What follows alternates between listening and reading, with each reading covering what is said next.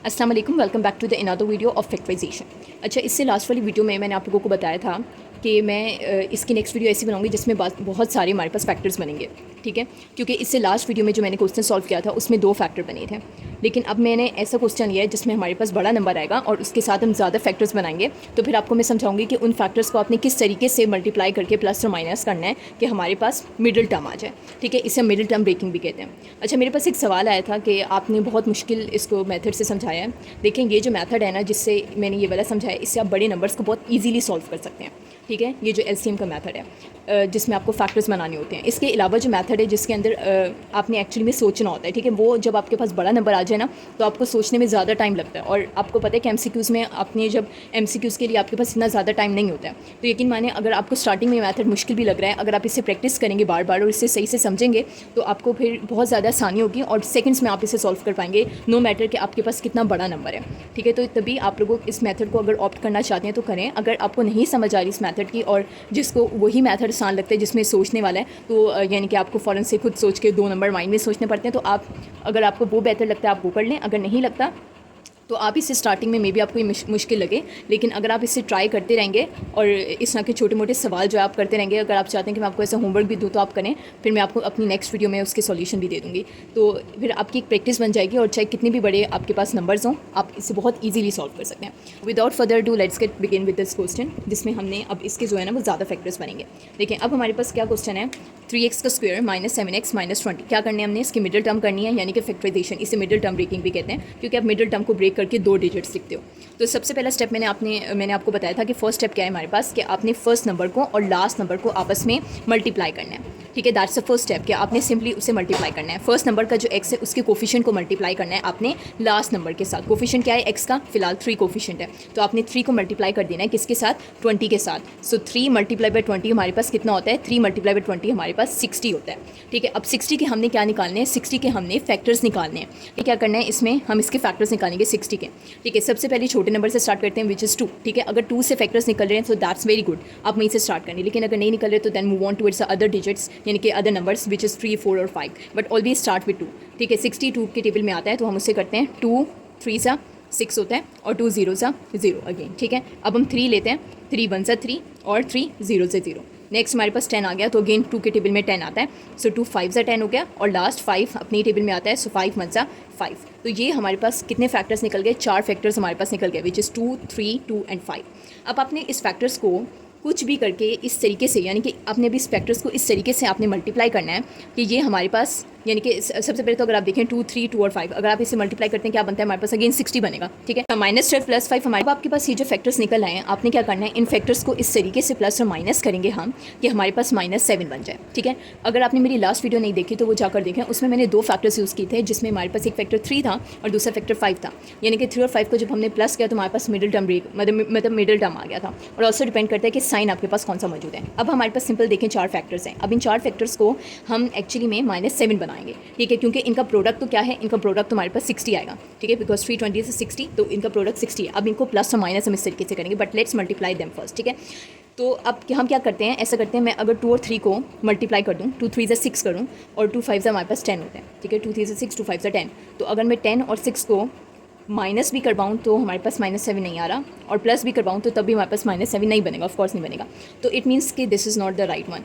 लेकिन अगर मैं 2 3, अब मैं 3 डिजिट्स ले लेती हूँ, ठीक है, विच इज़ 2 3 एंड 2, सो 2 3 से 6 एंड 6 2 सा 12, यानी कि 12 आते हैं। 3 डिजिट्स को मैं 12 बना देती हूँ और नेक्स्ट हमारे पास 5 है, तो इट मीन 2 डिजिट्स बन गए, 12 और 5। अब मैं 12 और 5 को अगर माइनस करूँ तो हमारे पास 7 आ जाएगा, और अगर मैं बड़े डिजिट के साथ माइनस रखूँ तो इट मीन्स -7 तो बन जाएगा, माइनस भी आ गया। So yes, that's the right one. तो हमारे पास 2 डिजिट्स बन चुके हैं, ठीक है, यानी कि 2 फैक्टर्स हमारे पास आ गए, which is 12 and second one is 5।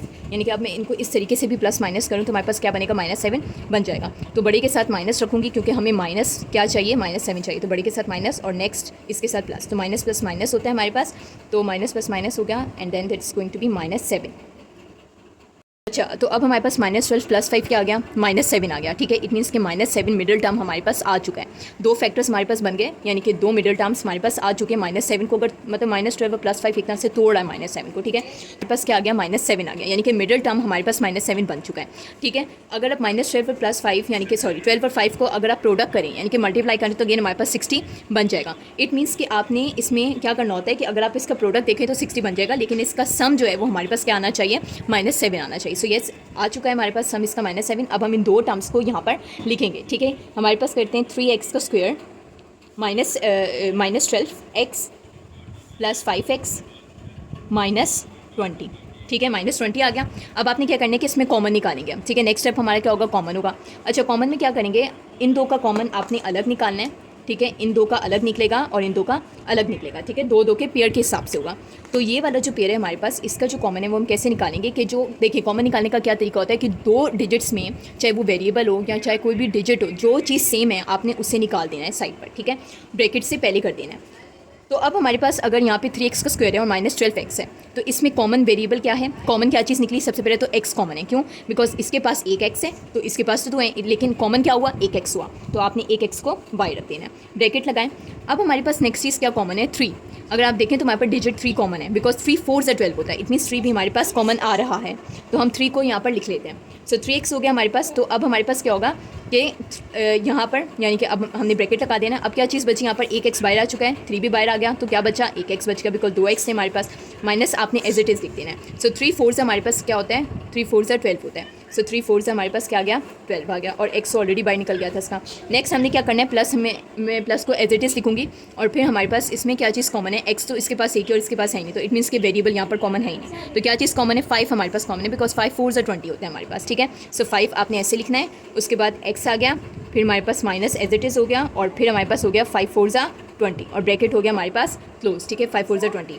अब यहाँ पे मैं एक चीज़ बता दूँ कि हमारे पास ये जो दो डिजिट्स यानी कि जो दो वैल्यूज़ आएंगी ना हमारे पास ब्रैकेट्स के अंदर, इन दो वैल्यूज़ को हमेशा सेम होना चाहिए। ठीक है, अगर तो इन वैल्यूज़ में जो है वो डिफरेंस आ गया, अगर आपके पास इनफेक्ट साइन का भी अगर चेंज आ रहा है इनमें, एक में माइनस आ गया एक में प्लस आया, इट मीन्स कि आपने कोई ना कोई मिस्टेक किया। मिस्टेक कहाँ हो सकती है आपके पास, इसमें फैक्टर्स में कोई मिस्टेक हो सकती है, या आपने कॉमन में कोई मिस्टेक की हो। ठीक है, कॉमन निकालना देखें बहुत ही आसान है, और ये भी फैक्टर्स भी सिंपली आपने क्या करना है, एक बार आप प्रैक्टिस कर लें इसको, तो आप बहुत मिनटों में आप इतने बड़े बड़े नंबर्स को फ़ौरन से इसको मिडल टर्म ब्रेकिंग के थ्रू आप सॉल्व कर सकते हैं।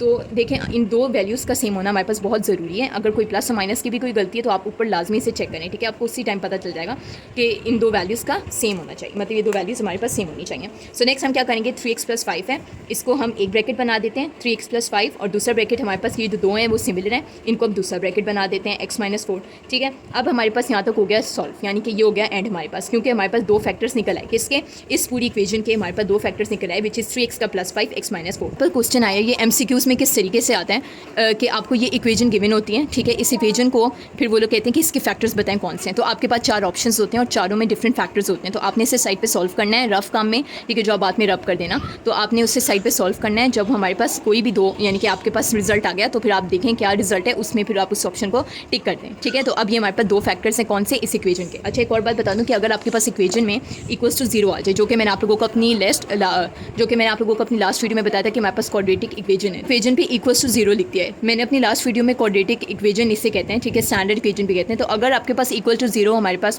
यानी कि =0 आपके पास है, तो आपने क्या करना है कि इसको आपने मजीद सॉल्व करना है। पहले तो आप साथ साथ =0 लगाते जाएंगे, ठीक है, इक्वेशन के साथ। नेक्स्ट आप लास्ट में क्या कर देंगे कि 3x का + 5 =0 हो गया, और x - 4 =0 हो गया। अब दोनों के पास x है, इट मीन्स x की दो वैल्यूज़ हमारे पास निकल जाएंगी। ठीक है, x की फर्स्ट वैल्यू निकालते हैं, x = हमारे पास सबसे पहले तो ये 5 है, यानी कि 3x को सेम लिखते हैं, +5 इधर है तो शिफ्ट करके इक्वल के बाद -5 हो जाएगा।